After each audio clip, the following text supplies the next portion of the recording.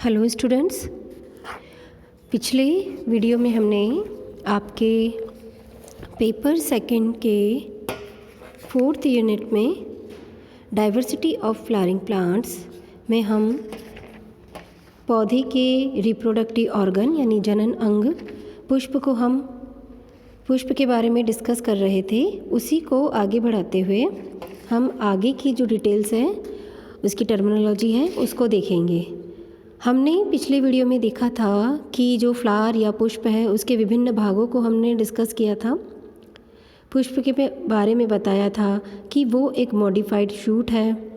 उसके जो विभिन्न भाग है कैलिक्स, कोरोला, एंड्रोशियम, गाइनोशियम यानी कि बाह्य दल, दल पुंज, जायांग और पुमंग, इनको हमने देखा था, उनके विभिन्न भागों को देखा था और किस प्रकार से जो टेक्निकल टर्म्स है रिलेटेड टू अ फ्लावर वो हमने डिस्कस की थी। उसी को आगे बढ़ाते हुए हम अब आज shape of thalamus and insertion of floral leaves आगे देखेंगे। यानी कि पुष्पासन ये क्या होता है और पुष्पासन का आकार एवं पत्रों का निवेशन, इसके ऊपर पत्रों का जो निवेशन है वो किस प्रकार से होता है वो हम अब देखेंगे।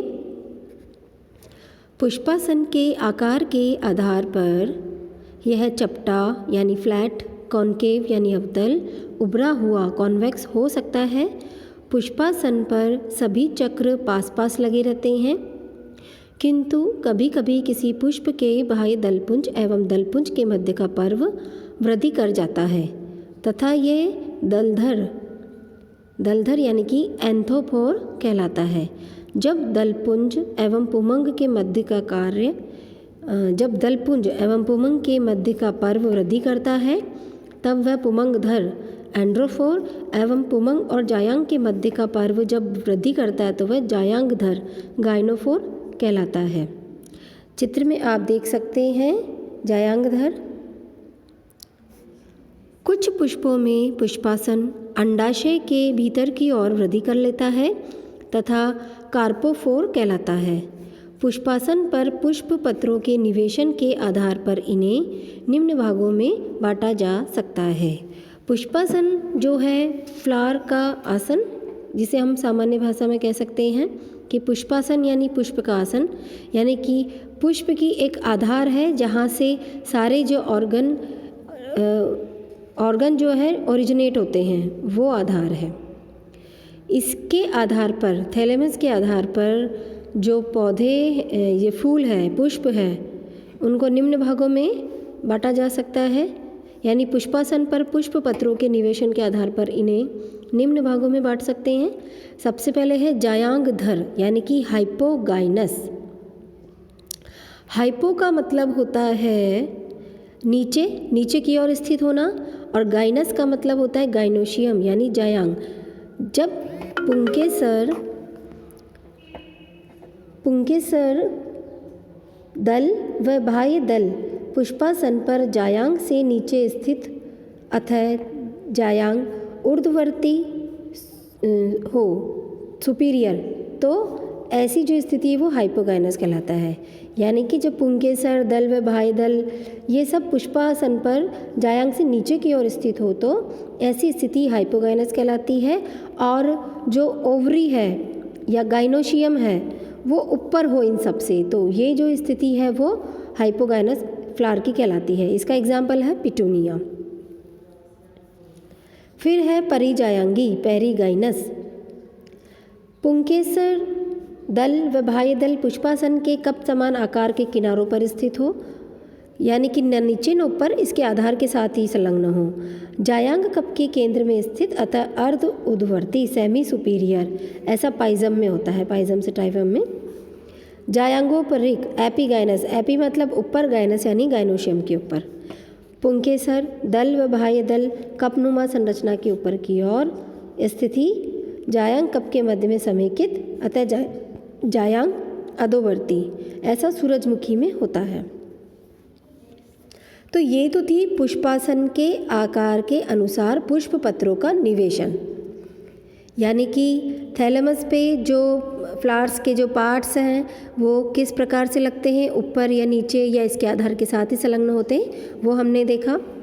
फिर है अब हम देखते हैं कि कैलिक्स यानी कि बाह्य दलपुंज किस प्रकार के हो सकते हैं। सबसे पहले हम देखते हैं कि पॉलीसेपेलस यानी कि बाह्य दल एक दूसरे से पृथक जब होते हैं तो वो जो कंडीशन है वो पॉलीसेपेलस कहलाती है। बाह्य दल एक दूसरे से जुड़े हुए हों तो उसको हम कहते हैं गैमोसेपेलस।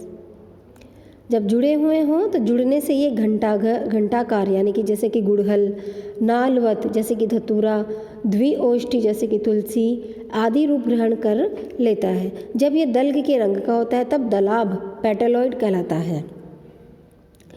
बाह्य दल पुंज विभिन्न रूपांतरण प्रदर्शित करता है, जैसे कि रोम समान जो पेपस कहलाते हैं, इसका एग्जाम्पल है हेलियंथस। कंटक के रूप में सिंघाड़ा या ट्रेपा। अतिवृद्धि के रूप में जो स्पर कहलाती है डेल्फिनियम।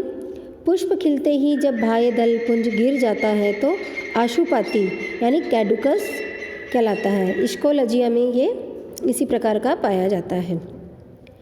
निषेचन के बाद बाह्य पुंज गिरता है तब पर्णपाती। जब बाह्य दल पुंज फल के साथ लगे रहते हैं तब चिरलग्न स्थिति कहलाती है। चिरलग्न में बाह्य दल पुंज मांसल रहता है तब मार्सिडेंट जैसे कि बैंगन। जब शल्की हो जाता है तब एक्रिसेंट जैसे कि रसमरी कहलाता है। अब हम देखते हैं कोरोला यानी कि दलपुंज, विभिन्न आकृति के दलपुंज किस प्रकार से वेरिएशंस इसमें पाई जाती है। बाह्य दलपुंज के अंदर की ओर पाया जाने वाला पुष्पीय पत्रों का यह दूसरा चक्र है। इसके प्रत्येक अवयव को दल यानी कि पेटल्स कहते हैं। दल में उपस्थित वर्णकों जैसे कि कैरोटिनॉइड्स, एंथोसाइनिन आदि के कारण यह रंगीन दिखाई देते हैं। कौन कौन से वर्णक पाए जाते हैं पेटल्स में? कैरोटिनॉइड्स और एंथोसाइनिन। जब ये बाह्य दल के समान हरे होते हैं तब बाह्य दलाभ सेपेलॉइड कहलाते हैं। कभी कभी दल में सक्राव्रंत समान नखर यानी कि क्लॉज व ऊपर फैला भाग होता है जो फलक यानी कि लिम्ब कहलाता है, जैसे कि रेफनस में। दल अव्रंत होता है। अव्रंत यानी कि जिसका कोई व्रंत नहीं होता है, स्टॉक नहीं होता है, डायरेक्ट ये आधार से चिपका हुआ रहता है। जब इसमें आधारीय लंबा नखर अनुपस्थित होता है तो ये अव्रंत होता है। दल अगर आपस में जुड़े हुए ना हो तो ऐसी स्थिति को हम कहते हैं पॉलीपेटलस, और जब जुड़े हुए हों आपस में तो वो जो स्थिति है वो कहलाती है संयुक्त दली यानी कि गैमोपेटलस। इसके कई आकार होते हैं कोरोला के, जिसको हम देखते हैं कि उनमें से एक है क्रॉस रूप यानी कि क्रूसीफॉर्म। 4 दल क्रॉस रूप में इस तरीके से 4 दल क्रॉस रूप में व्यवस्थित, प्रत्येक दल नखर व फल के विभेदित होते हैं। ऐसा एग्जाम्पल ब्रेसिका रेफनस में पाया जाता है।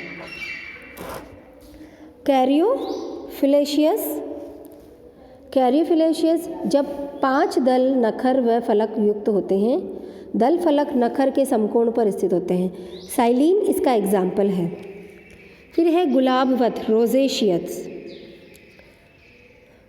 दलपुंज में 5 अथवा अधिक फैले हुए अव्रंत दल पाए जाते हैं, जैसे कि गुलाब या रोज़ा में। फिर है नलिकाकार यानी ट्यूबुलर।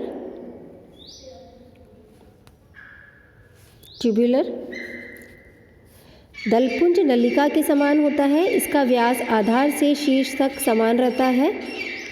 हेलियंथस के बिंब पुष्पक इसके एग्जाम्पल हैं।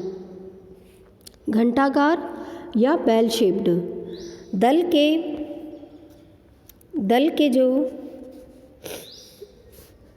आधार पर गोलाकार सकरा एवं ऊपर की ओर क्रमशः चौड़ा होता जाता है तो उसको घंटाकार शेप कहा जाता है।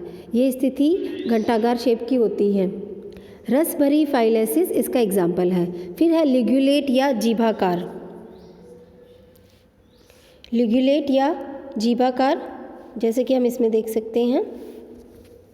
जीभिकाकार 5 दल संयुक्त होकर आधार पर छोटी नलिका रूपी संरचना बनाते हैं। शीर्ष पर चौड़ा पट्टीनुमा फलक उपस्थित होता है। ऐसा जो एग्जाम्पल है वो हेलियंथस के परिधीय पुष्प होते हैं। फिर है कीपाकार इनफंडिबुलिफॉर्म। दलपुंज कीप की आकृति के होते हैं। इस तरीके से दलपुंज कीप या फनल के आकार का, नीचे नली के समान पतला व ऊपर फैला हुआ होता है। ऐसा धतूरे में पाया जाता है। फिर है दीवटाकार हाइपोक्रेटरी फॉर्म। दीवटाकार दलपुंज के आधार पर पतली नली समान व इसके शीर्ष पर 5 पालियां समकोण पर स्थित होती है। कैथरंथस में ऐसा पाया जाता है। फिर है कलशाकार या अर्सियोलेट। ऊपर व नीचे दलपुंज नलिका सक्रिय तथा मध्य में फूली हुई ऐसी स्थिति ब्रायोफिलम में पाई जाती है। फिर है चक्राकार रोटेट। दलपुंज नलिका छोटी सक्रिय व इसके शीर्ष पर 5 पालियां समकोण पर स्थित होती है। ऐसा एग्जाम्पल सोलेनम मेलोंजिना में पाया जाता है।